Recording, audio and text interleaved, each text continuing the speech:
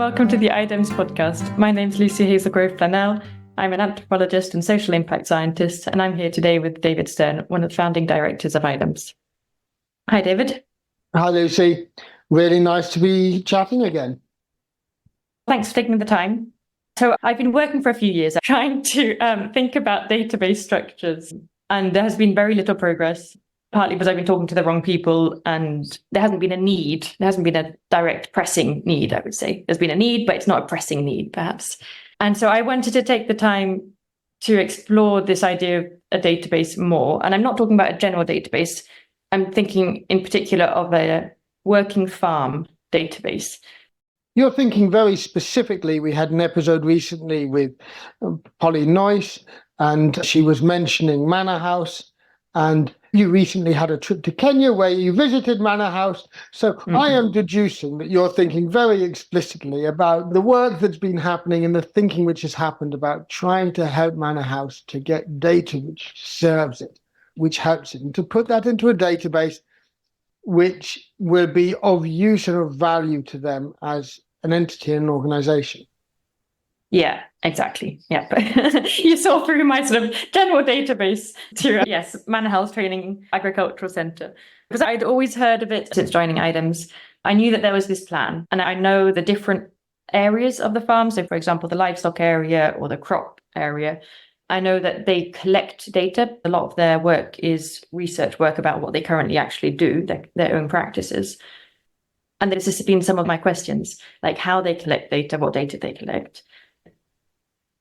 What I was aware of when I finally actually got to be able to talk to the director, David Mwangi, and his colleagues, it wasn't him actually, it was Amos who assembled everybody together for us to have a discussion about their sort of interests, their needs about data and a potential database.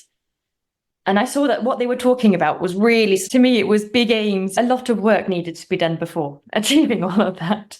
So I was amazed. Yeah, I was sort of surprised and amazed by the level of what they were discussing, compared then also to what stage they're at now. So what I had never understood previously is the lack of data that's actually being collected. So my understanding at the moment is that I was told that the livestock department is regularly, I think every day, collecting data on ODK forms on their phones about, I think, what feed different animals are given. And I haven't seen these ODK forms, so I don't know exactly what data is being collected, but I can imagine. But many of the other departments aren't collecting data. Some are in between. Some are collecting data on paper. They have wonderful books. For example, I was looking at it was between the crop and the kitchen. I think it was the crops data, looking at what vegetables they were giving to the kitchen. So every day, how many kilos of kale, how many kilos of other leafy vegetables. And I also heard that as part of this data collection system that's currently being worked out on the ground there, is that they have a complicated procedure, especially, I've just mentioned the kitchen there, and this is the additional complication that Manor House is not just a working farm, it's also a training centre. They have guests who come for a week-long stay or something, who come to be trained, who come to explore agroecological solutions to farming practices, and the kitchen needs to provide food for them. And ideally, that food often comes from the farm itself. So there's a really interesting circularity of data, or not only data, circularity of food and produce, which is currently being done by some paper ticket form with receipts, and it sounds very complicated. Yes. So you said you've been hearing about this for years, and I'm afraid this has never been a formalized project. And there are already, even there are digital tools out there to help working farms, which are used often in very high resource environments. But part of what you're articulating here quite nicely is the fact that actually a big part of the problem isn't the database. It is the fact that the people who are working on this is all the idea of collecting data, how you collect data. This is all very new. So there's a huge capacity building component that goes alongside this. This has these training. It also, of course, has students. And so it's actually a student center as well. And so actually getting something which has the right mix of things has to be custom built in some sense. And this is where that's been the ongoing discussions for many years now of how can we have a very low cost. We'd love to actually have the money to be able to put time and effort into this and build something which could be reusable and so on. But the simple truth is, this has been something which has been part of our support to Manor House as part of our investment, if you want, our social impact investment, of trying to help them to navigate this and to gradually build structures. And I really like the fact that you've drawn out ODK as part of those structures. ODK is Open Data Kit, and we've talked about this before on previous episodes. This is a fairly standard set of open protocols to enable data collection, which works very well through mobile devices, getting it into a relatively well-standardized form. And you don't, quite crucially, you don't need to even be online to collect the data. Of course, and that is crucial. And this was part of why this has been such a successful set of protocols which have been used in emergency response and all sorts of other contexts. All of this is something we've been working on the periphery of for years. But at the heart of what you're describing is the fact that actually there is this big underlying need. And Manor House is just one example.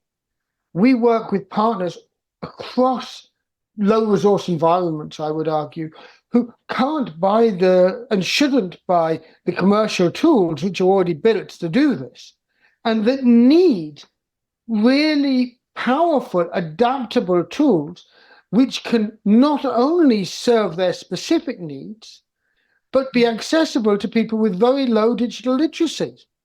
Yes. It's the hardest of the hard problems for this. You can have a complex system if you have people who are highly digitally literate, but they need a complex system because the institution is complex, which works with people who have very low levels of digital literacy. Yeah. What they do have in their corner is us and IDEMS, our Kenyan partners. And this is why they're even engaging in this, because it's such a hard problem. And we are really interested in this because this isn't just a problem for them. If we can slowly understand how to support them, the need for this is immense. Institutions and organizations in low resource environments, this is a big need. And we need to develop technology differently to be able to really meet that need. Can you just give a few more examples as to what other sorts of institutions would have these database needs? So let's think about the fact what they are. They're a working farm, they're a training institute, and they are an education institution. So let's talk through each of those three things. Okay. Most working farms in Western Kenya are smallholder farms. There are big farms, but there are many smallholder farms. Now, if you're a big farm in Kenya, you might be on the boundary of where you could start using some of the sort of more commercial systems, where if you're profitable enough, then it may make sense that you could actually bring in and start using some of those. But even there, human labor is relatively cheap compared to the technological cost. And so the ideas of precision farming, which are taking off around Europe and in high resource environments, these are less incentivized in contexts where human labor is cheaper and technology tends to be more expensive and less reliable. And so there are, even if you just take those larger farming, and they are in some sense farming communities in that case because there's such a large amount of human labor, there isn't really the tailored products which would be really useful to them. And once you start getting down to smallholders, there's really nothing. And there's sort of very little. There are apps being created which are trying to do some things on this. I have not yet seen something which I would say, yes, that nails it. Any smallholder farmer could use this to be able to manage the flows within their farm in a really consistent way. Okay.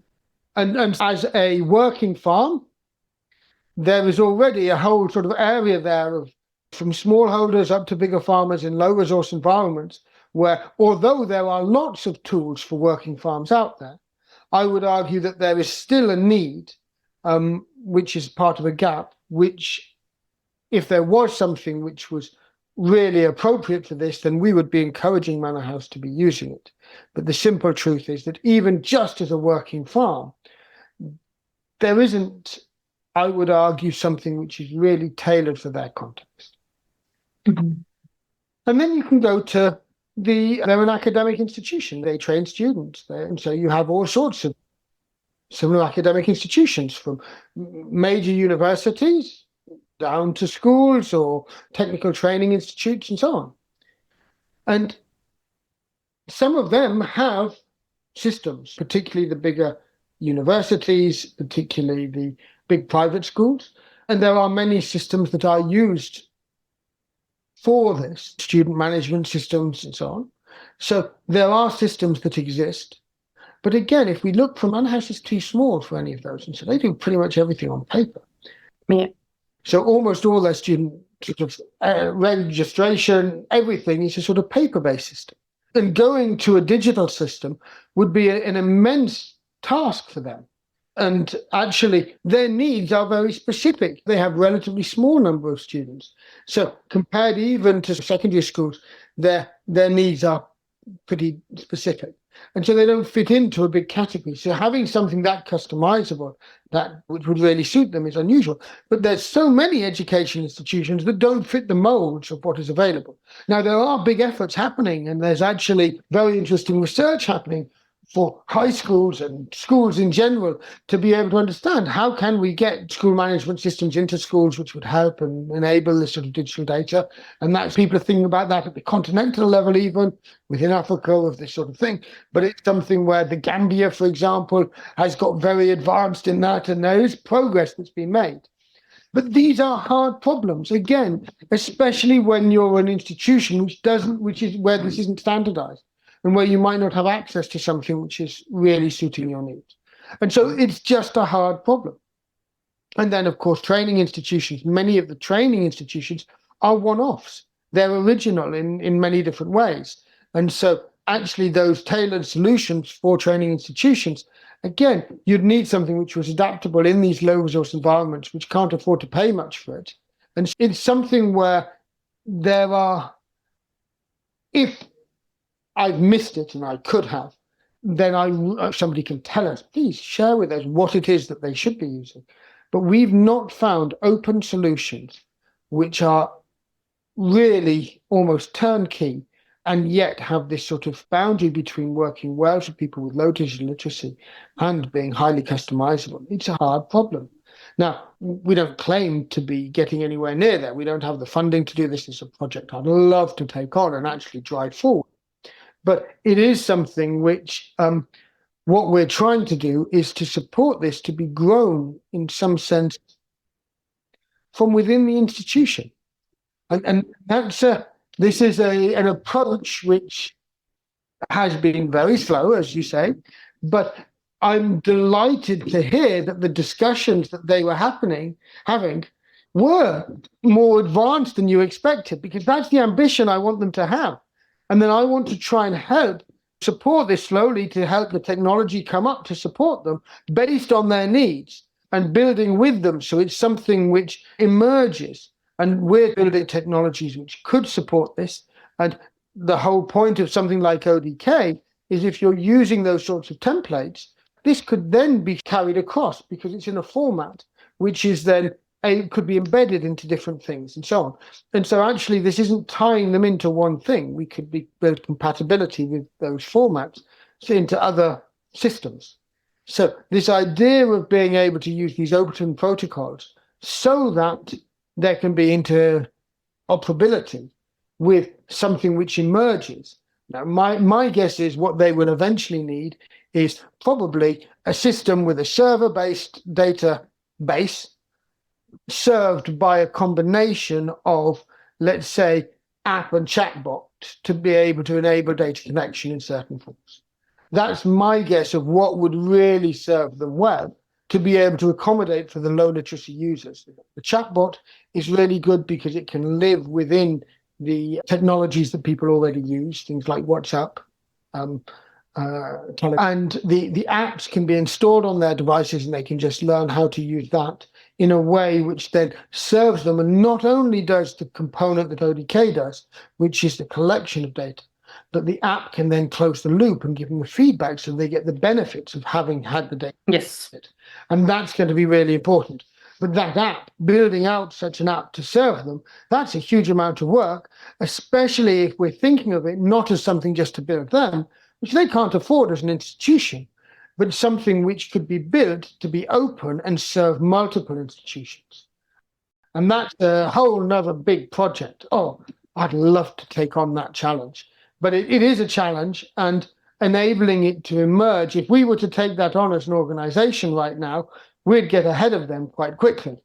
Whereas actually having this slowly emerge and then pushing, this actually means that it's coming from them. Now, so one question I have is that, so to me, before going to sort of an app and everything like that, before going to digital technology, I mean, I like paper.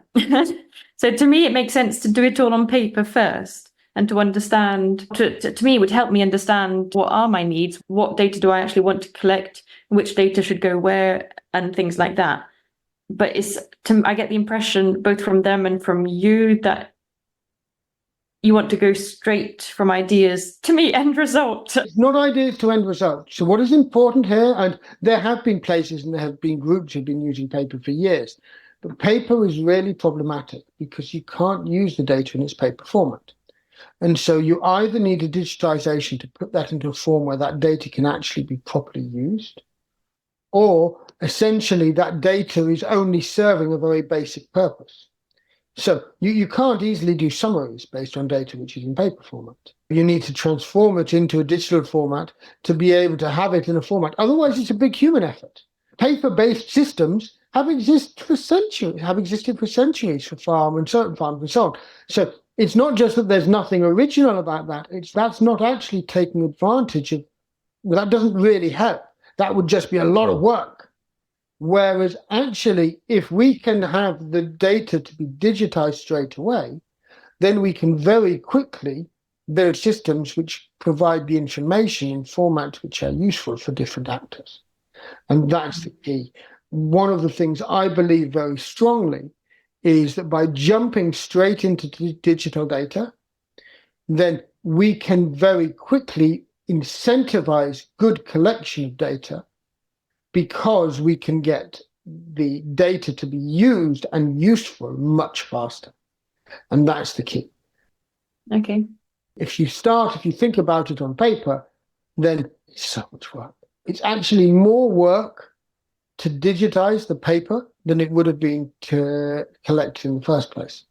And I would claim that collecting it digitally in the first place is potentially less work than just collecting the data or than digitizing data.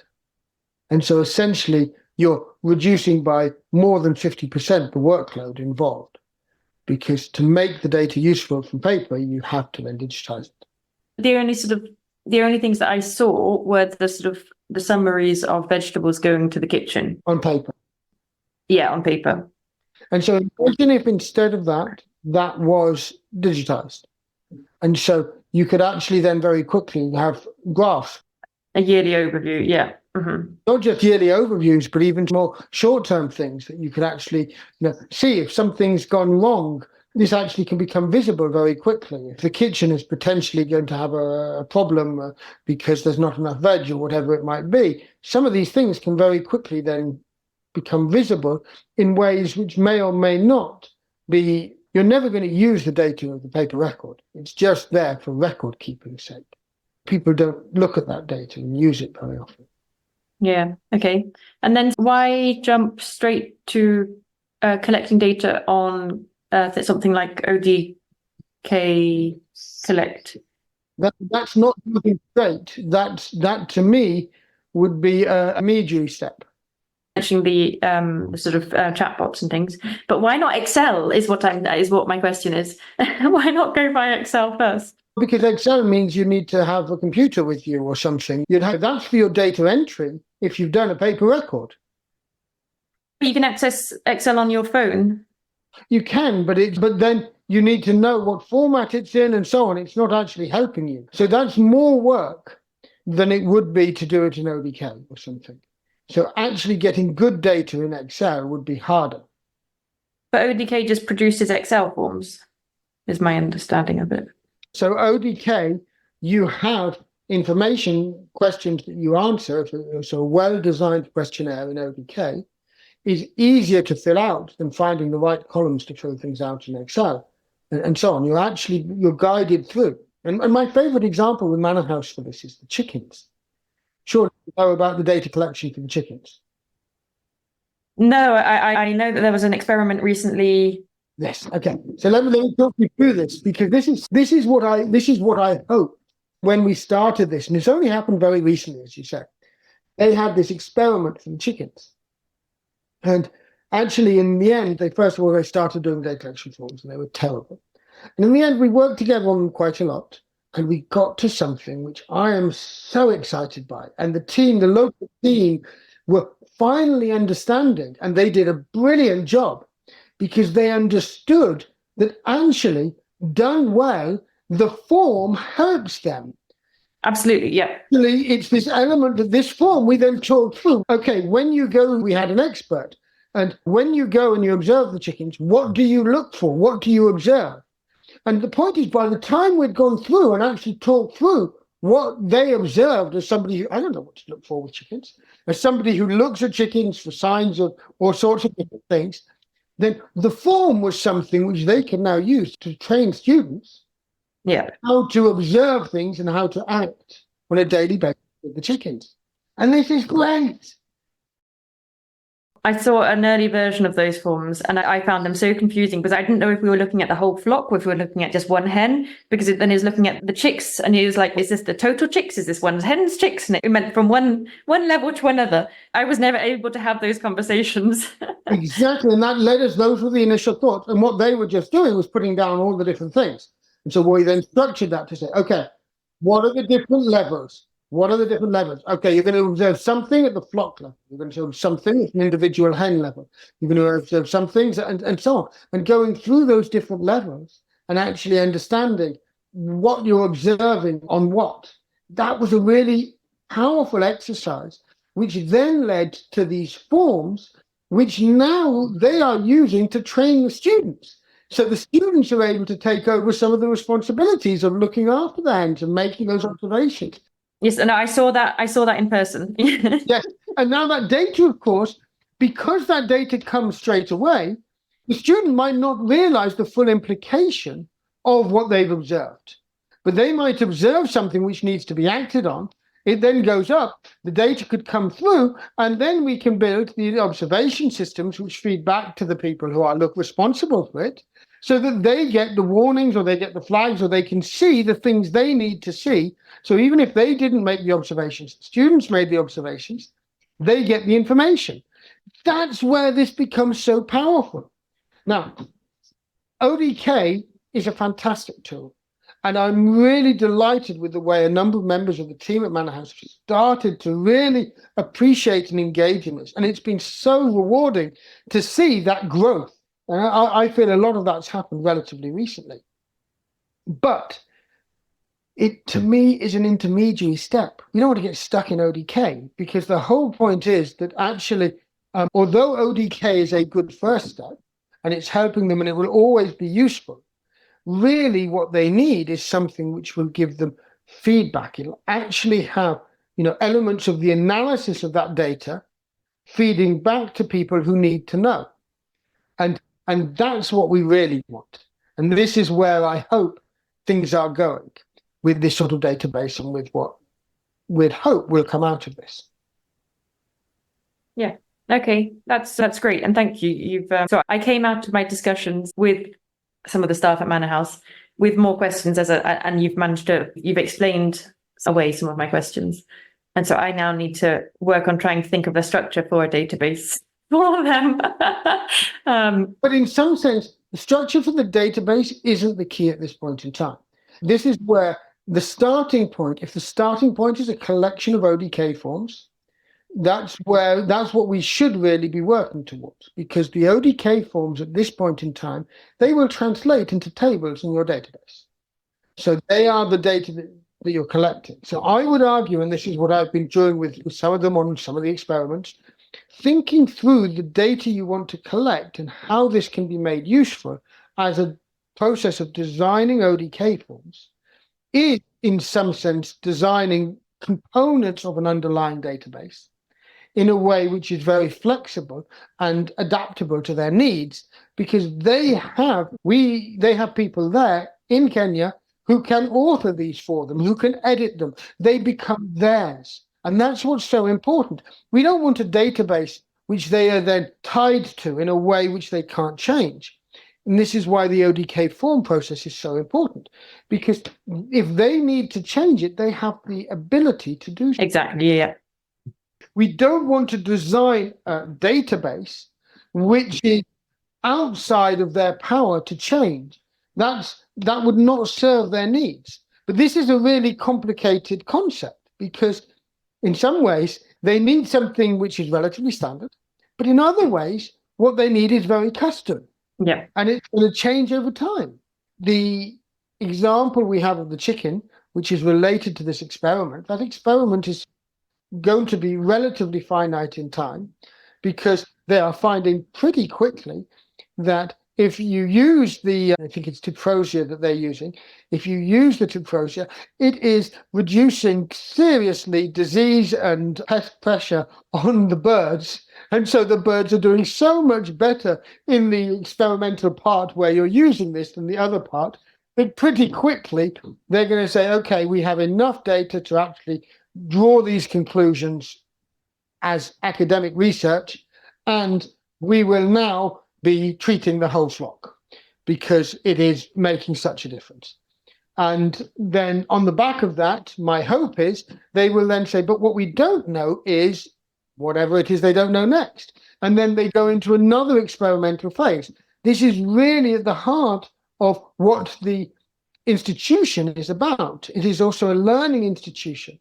So the observations that they are trying to make from this experiment of using Tuprosia on the chickens has come out of the farmer research networks who had made observations like this and who have now tried this and who have substantial evidence at a farmer level that it is effective. And so they're no longer wanting to test this because they all believe in it and they're now adopting it. And this is something we're now getting the research evidence to back that up, actually to be able to quantify some of the things that they've observed. That's part of what's happening in the experiment. But it's happening because the farmers who Manor House is working with as part of these farmer research networks, they have evidence which is not yet scientific evidence, but it's evidence which is convincing them about the effectiveness of these treatments.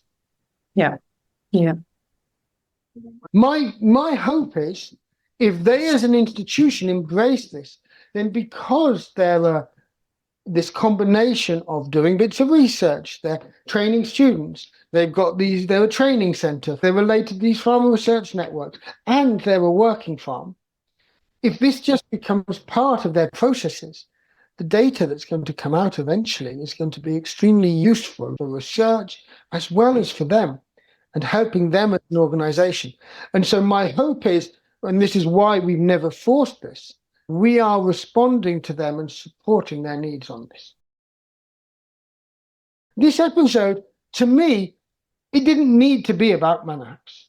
It became about Manor House because we've already had an episode on Manor House, and you were there recently. This is a recent experience, and this is how we work, trying to support organizations. And this is not because there's a grant to do this, is because this is something we recognize is a challenge in so many organizations. And we want to be the people to support this. We want to solve some of these problems. That's our ambition as an organization in many ways, to build the tools that will really help organizations like Manor House to have a step change in how they can use data. And understand their own processes, fundamentally, yeah. And learn and document and experiment, all these different things, which at the moment are if you're in a high resource environment, these are now possible because you have data everywhere and data is omnipresent. They're not always possible because you might not have ownership of that data or access to it. Yes.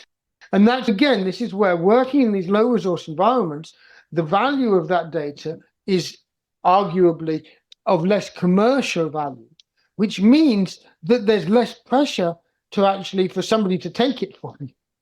And so actually we can give ownership back to Manor House for this data, and they can be using it for their benefit, which is what we believe in terms of building community tech. So this comes back to our long-term goals about community tech, how we want to build community tech. It's a really big challenge. And it's something so simple. This is where I think when you came with this sort of as a topic, having discussed it with them, it feels like a very small topic, but it's a really big, hard topic, because to go further than the sort of Kenyan organizations, I believe pretty much any community organization internationally, it's the same thing. If you have an organization which is not fully commercial, but is serving community in different ways, then these same questions about data collection would come up. We were very recently at a very interesting community centre, Braziers Park, just not far between Reading and Oxford, near a place called Wallingford, and a wonderful community that is learning community. A big part of what they're trying to do is learn. But again, the question is, if you really want to learn, you want to be part of global learning, what data do you have? An archive going back, I think, to the 1950s, so over 70 years, and incredible information. But they're just starting a project to digitize it. If it's all on paper, it's useless. Nobody can access it unless they go into the room. It's not accessible. If it's digitized, then they have the paper records of many different things, of their weekly meetings going back for 70 years. Amazing data. But without digitizing it, it's inaccessible. It's a huge, mammoth task to access. Whereas once it gets digitized, you can find ways to use it, and you can maybe work on that data in such a way that it becomes more accessible, more easily accessible, to be useful for something. And this, we think, is the same case in community organizations all over the world. So we would love to be collaborating with such organizations to say, how do we build systems? How do we build tech that enables community organizations to have that data and to use it in ways which are currently not really possible? Yeah. I think that's a really nice place to end. Thank you for bringing this topic up. It's been a really nice discussion. Thanks, then, David. Thank you. Cheers.